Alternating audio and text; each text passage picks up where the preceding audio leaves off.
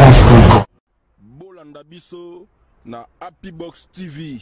Ça veut dire décodeur Oyo. Ils ont la chaîne Nyons tout le monde entier, surtout en Afrique. Happy Box TV, plus de 400 chaînes. Tout ce que vous avez rebellé, monde entier, vous avez émission Nabiso Quanticoin est présentée par votre humble serviteur Yannick Wenge Moto na Kibonzambe Moto wa tonda Kibonzambe to pesara bino longoni a peto sepela ratang bozara branché na Congo France pour na Congo France. Merci beaucoup na le boss José Didi Pumba bozara vraiment et belé pe o pesara y confiance na émission na actualité à la une. Merci beaucoup na Ige. Merci beaucoup na Ige, merci beaucoup na Gilles Senghor si ma caméra musala ezoke kitoko mais vraiment le pointi ko na za mawa ya kubanda vraiment ko annoncer bino liwa ya papa Olangi R akufaki awa na Afrique du Sud mais ndeto so la bino boy lelo toza le 22 décembre toza rata Djobu toza na Afrique du Sud toza le 22 décembre corps na e bimaki awa lelo le 22 natongo à partir de 10h 11h corps na e bimaki na Afrique du Sud bazo ko exposer en na Betrams mais il y a pas moyen de filmer. Il y a pas moyen de filmer en tout cas. Gilles Senghor azaki wana ngapi azaki wana balingi ata komona ata téléphone et fond mati. Na ebité toto ke ndewa bi mboka na biso Congo na ebité église ya CFMC eza église oyo basambelaka baza vraiment bato oyo bateaka tout le monde a par rapport à la jeune par rapport à la prière na bango ba salaka tout le monde que non nzambe vraiment azanga raté pe acha maboko mais ba comportement mususu ça la bien. En tout cas na ko sala émission au compte quoi parce que Gilles Senghor kuna ba menacé ngape ba menacé na caméra ba soda pe meni na ba lingi comme na téléphone et font ma tête au caméra et font ma tête. Je sais pas na habité ce pour na nini.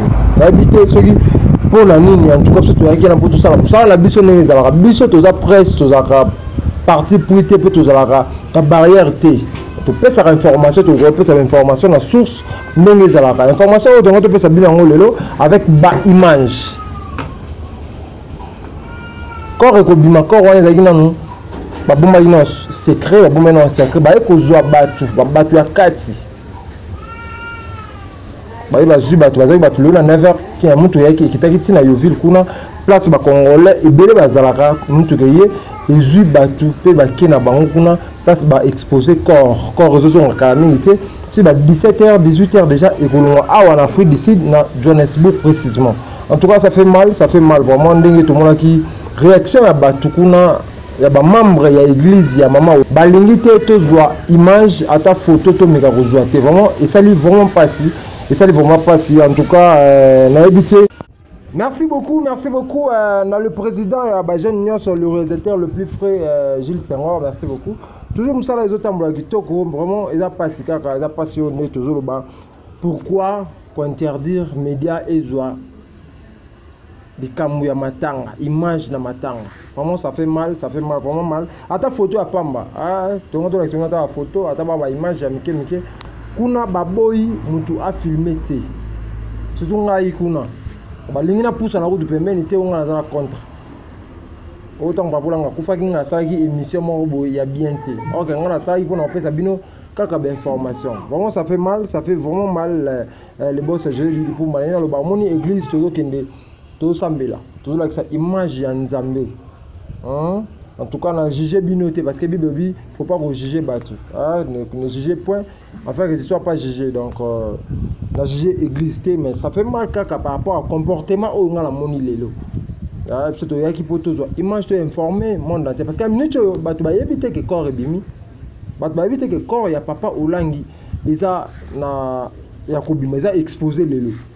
Et bien là, on a vu que na place aux arbres au cam lelo, aux arbres. Tu comment qui on a pas toute l'information parce que toute l'information mon source na c'est membre mort église abenga Yannick Wenge corps ko bima. Membre na tanga zaki numéro na ye téléphone na unité na pas benga parce que yeba que toya to ko image. Bato bele ba yeba ki monter ba cameraman na sur tête zaika ya mona ga présage Senghor mtazaki wana cameraman ya Congo France même. Cameraman na tamoroti. Paraît-il ba soda bazali ba empêcher ba ba caméra au côté kangi téléphone En tout cas, c'est pas bien, en tout cas. La ndenge a battu, tout ça battu. En tout cas, bon, vraiment, ça fait vraiment mal. En tout cas, quand ils sont à Congo, déjà d'ici 17h, 18h, quand il y a Papa Olangi, ils sont à Kinshasa, le lot battu, il va bien voter, ils ont exposé Sikoyo na Betrams, awa na Johannesburg, na Afrique du Sud, mais ils sont à Congo, quand même, na 17h ou 18h awa les autres à Congo na ebité kuna so ba empêcher pe ba cameraman to ba journaliste ba ya kozwa image parce que matanga liboso ya Papa Bolo wa bonza kwa nazaki wana me balinga ki te to zo image